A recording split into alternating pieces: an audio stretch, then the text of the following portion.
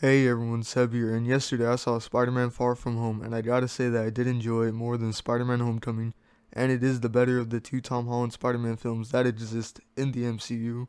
And with all that said, I just wanted to talk about the biggest problem with Spider-Man Far From Home.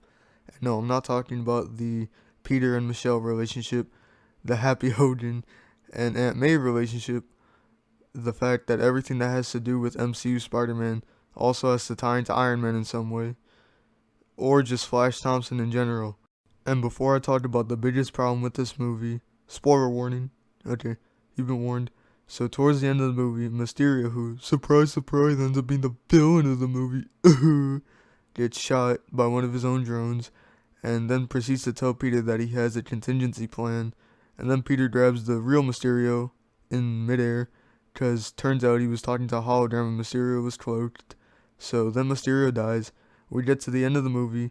Peter's meeting Michelle on a date. They go web swinging and all that. Then it cuts to black. Then you get to the mid-credit scene, which I'll leave linked in the description down below. And it's basically a continuation of the Peter and Michelle web swinging scene until they land. Peter turns. He sees the news, and the news is showing manipulated footage by Mysterio, where he frames Spider-Man for the drone attacks.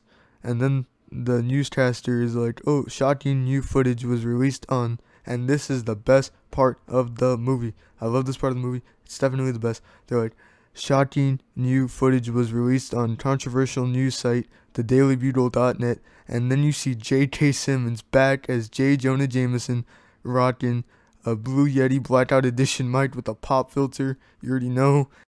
And he shows new Mysterio footage where Mysterio says that Spider-Man's real name is Peter Parker, and then proceeds to pull up his photo. And that is my biggest problem with this movie. Because the J.K. Simmons part was great, then they go and ruin it with this. See, I wouldn't have a problem if they just kept the part where he gets blamed for the drone attacks, but then you don't out his identity, which is a problem. Because I know people are they're gonna be like, "Oh, well, didn't he get outed in the comics?" Yeah, Peter Parker outed himself in the Civil War comic. And oh, wait, what was that? They already did Civil War in the MCU? And oh, wait, what was that too? Spider-Man was introduced in the MCU in that movie. And another thing is that Spider-Man in that Civil War comic was already in his mid-20s, out of school, married to Mary Jane, and was Spider-Man for years at the time. So then why would you take Tom Holland's Spider-Man, who even in the movie says that he's only 16 years old, and he's been Spider-Man for what, like a year and a half? So why would you take him? First off, make him public enemy number one, then unmask him. It just doesn't make sense. And you know it would have been like a better tease if they had, I don't know, shown Norman Osborn, or maybe, I don't know, followed up on the Sinister Six tease from the first post-credit scene in Homecoming, because it makes more sense to the universe that you're building. And the thing is, there's gonna be people like the guys Far From Home is so good variety hour, just talking about how great the movie is, singing its praises, and then people see that they're misled to think that it's just the movie of the year, and just start spreading that nonsense. Well, we know it's not the best. It might be the better of the two Tom Holland films, but it's not the second best or best Spider-Man film. And the reason why I'm even making this video is because a lot of the people that I see praising this part of the movie are the same people that like to talk a lot of smack about Batman v Superman, which I happen to enjoy.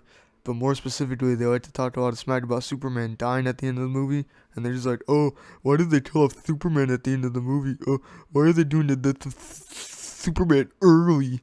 And it's just like, at least at the end of that movie, he was killed in a somewhat comic accurate way, getting killed by Doomsday.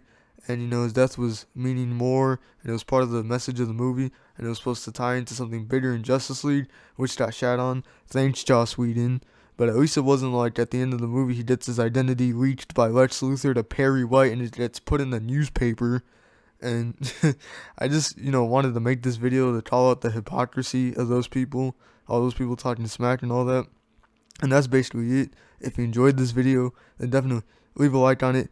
Comment what you thought of Spider-Man Far From Home. Did you not like this part of the movie? Is this the biggest problem? Comment what problems you had with it. And definitely check out my social media links in the description down below. And subscribe for more. Peace.